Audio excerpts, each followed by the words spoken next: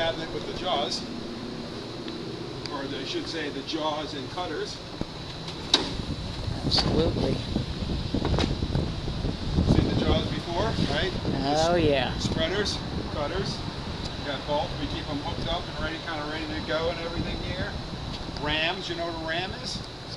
Hydraulic ram.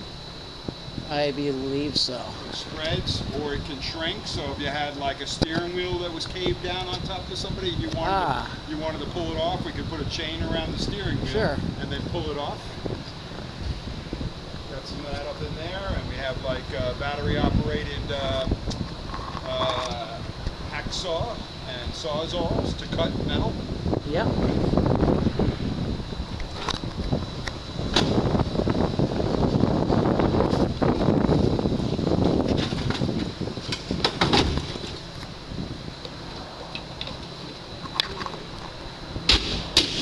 This is kind of cool. I don't know if you've ever seen anything like this before. This is a pneumatic lift bag. We attach air to it, and then if for somebody you needed to lift a car off of somebody or something, or lift the vehicle up, even a heavy duty truck, it's rated at 30 tons. We would go ahead and use that. We call them airbags, or pneumatic bags. Oh, I haven't seen that. Yeah, that's part of our special operations. We have a hose and we have a controller, and we would lift and we would crib.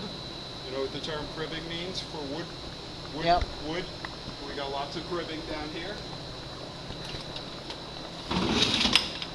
So if you need, every time you lift, you shove some more wood in there. You lift a little more, shove some more wood in there, so it never can come back down on top of you. Absolutely.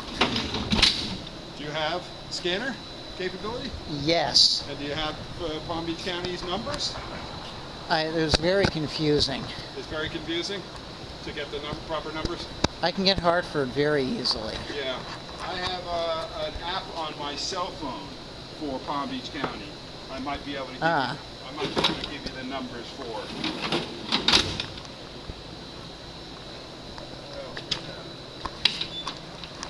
That's our airbag controller. Another set of cutters, chains, and come-alongs.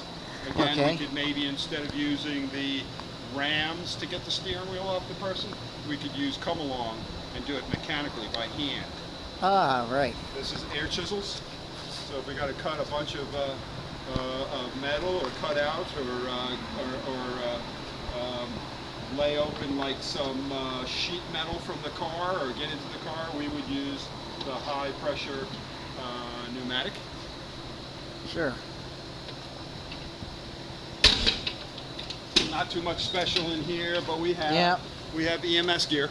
Uh-huh. So on the truck, if we need to take care of somebody that's a little bit sick, we can basically stabilize them, and then we'd call for the engine or the rescue truck. And Of course. They would come with more stuff.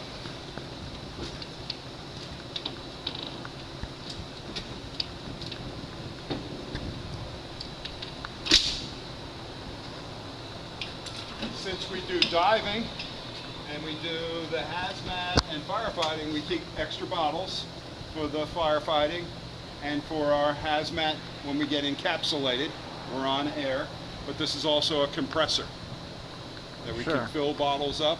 We can run our tools off of. We could fill tires if we needed to. So we keep our air tools and air equipment in here.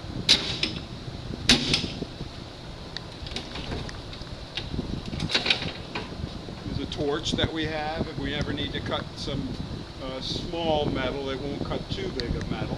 All right. And these hoses here would be for the confined space. So if a gentleman got stuck down inside the sewer, we would go ahead and we would use these hoses. They have air and they have communication through the same hose. So we can talk to the guy that's on the end of the hose, and we can tell him, you know, any relay information. And we have two sets of hoses because we always have a backup for the backup, you know, as far as if I go down, I have my partners close behind me. And we have these little tiny, these are small bottles, and we call them escape bottles. So say something happened to the airline, we can go and switch over to the small 15-minute bottle is what we call it. Most of that stuff works in conjunction with the stuff that's in here. Yep.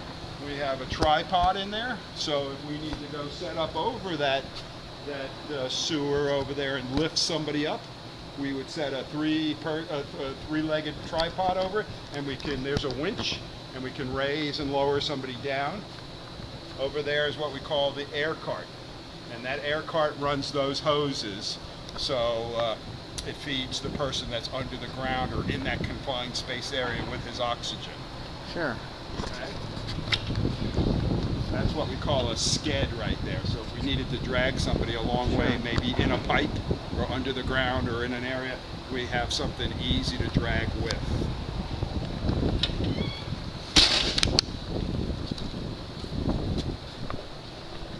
Back here is kind of all related to maybe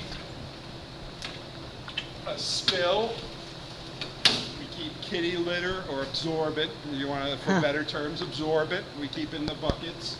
And we have like a shower. If somebody got contaminated with chemicals, we would set up a shower, and we would shower them all off and clean them all up.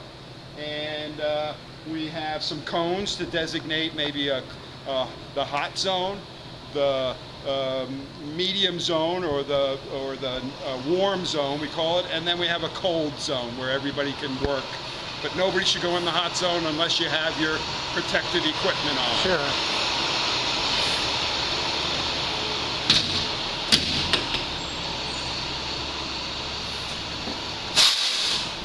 This is our rope equipment. So we do, like I said, high angle rescue. If somebody, a window washer would be a good example, or maybe somebody on an aerial, like an aerial tower antenna.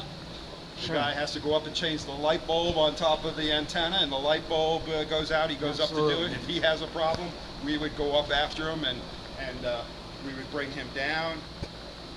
And this is our book that kind of shows you a lot of the little different pieces of equipment that we carry, so everybody knows what's in the bags. And these are carabiners, and this is different webbing and straps for anchoring and such. And here's all our different pieces of equipment that we carry inside the bags. Sure. This is an inchworm for like if you needed to go ahead and pull somebody up and lift them up. And just different, it's a catalog of what we carry.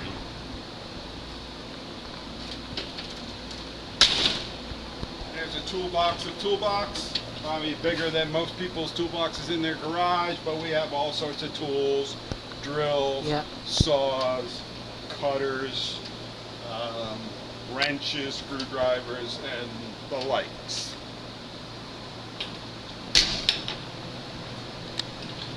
This is again for more of our chemical spills.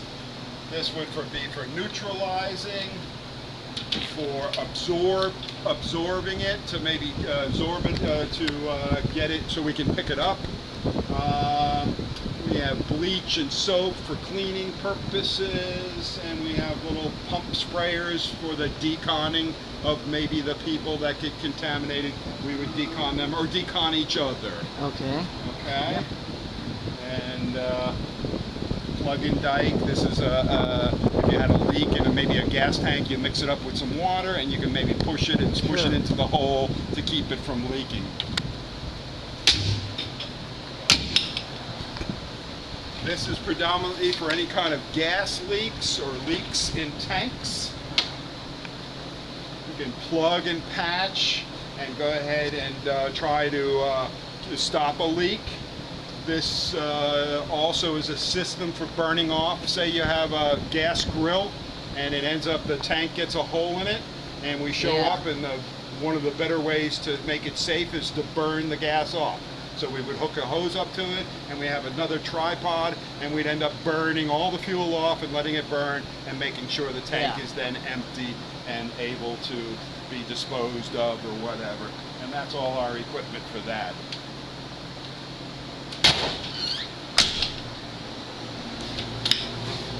Just some more tools, a chainsaw, a roof saw, or a K12 saw.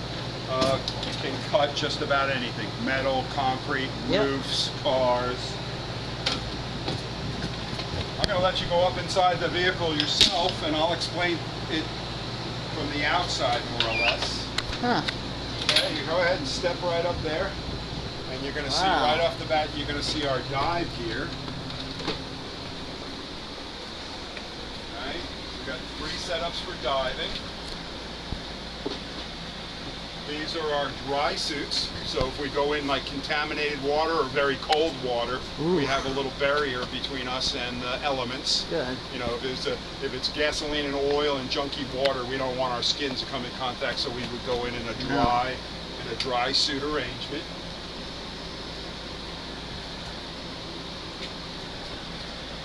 These are encapsulated suits, and for chemicals, for vapor chemical, because vapor can get into every little square inch of your regular firefighting gear.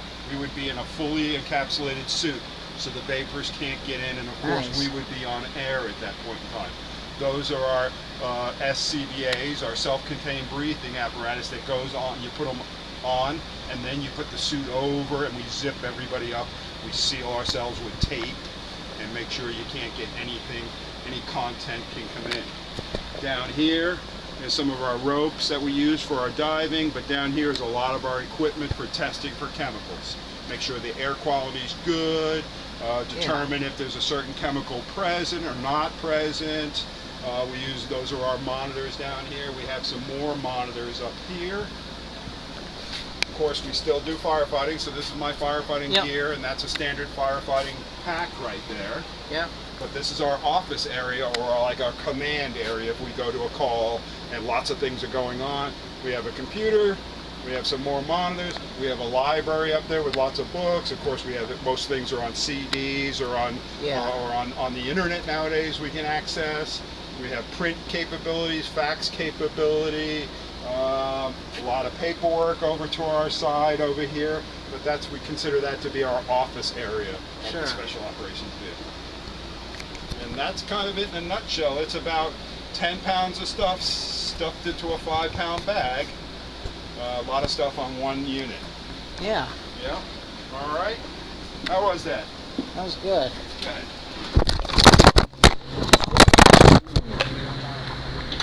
Hope it's okay. I think so. Yeah.